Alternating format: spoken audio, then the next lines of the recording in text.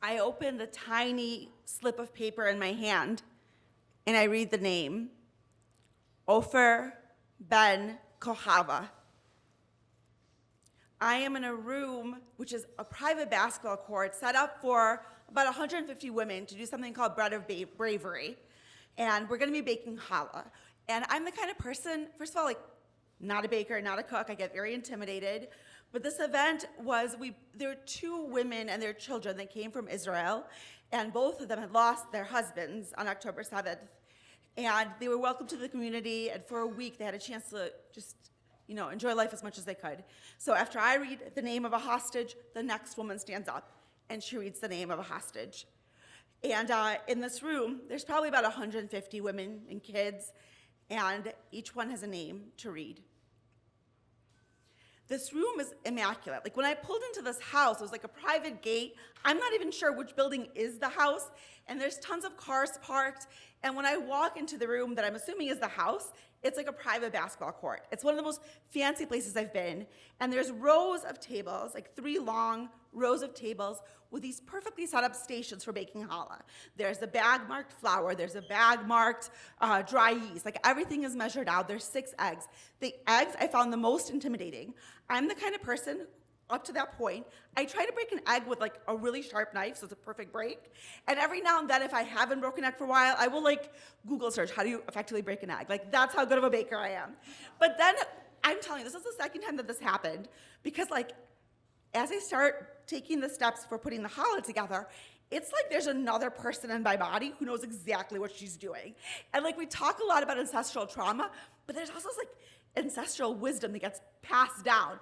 And all of a sudden I'm like, you don't just break an egg too, you gotta make sure there's no blood spots. So you like slam it and you open it and there's no spot. Then you put it into the mix. And we're doing the thing, we're combining the ingredients. And one woman is telling another, like, okay, you need a little bit less water, you need a little bit more blah, blah, blah, flour. And then we've put in all the ingredients, it's time for the dough to rise, so we cover them, and the 2 women have a chance to speak about their husbands. And then, that takes about maybe like 40 minutes. I'm so tired. This is a Thursday night. Like tonight, it's a miracle if I make it to anything after work. And so then, after we've been speaking for a while, we look back and it's like, for me, it's magic. Just like, whoa, the whole thing rises, right? That's what happens when you make bread. And then it's late. And so they're like telling us, okay, you can stay here and you can like go ahead and braid, or you can take this home and braid. And I'm like, I just want to go home. And then, first of all, I'm like amazed by myself that I did like the steps, we got the dough, like, oh my God, I did this. And then I'm like, okay, I'm gonna take it home. So I take it home, and it's so freaking late. And like the instructions are like, warm the oven for this long, 375, blah, blah, blah. So I have not braided this dough. I have this like container, I don't know what anything's called.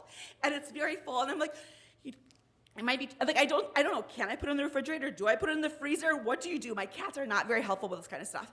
And so I don't braid it, and I'm like, you know what? I will just bake the whole thing. So I put the whole thing into the oven. I'm like 35 minutes. I can stay awake for 35 minutes. And it's not been that long, and it doesn't smell like, ooh, bread. No, it smells kind of gross. So I go and I open the oven. Apparently it keeps rising. So now it's like where like the things are for if you're broiling. So it's like hugging them. So I'm like, okay. I pull it out. It still looks like maybe it will become bread at some point.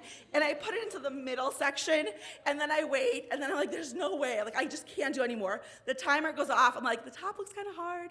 I put it on top of the stove, and I cover it with a towel. I turn off the oven, thank God, and I go to sleep. And in the morning, I'm like, maybe it's gonna be this delicious bread that I can enjoy in the morning.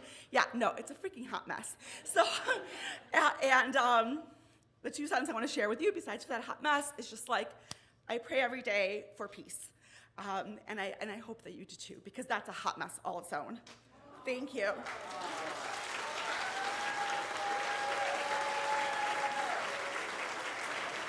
Yevgeniya, give it up, please. Let's go. Let me hear it.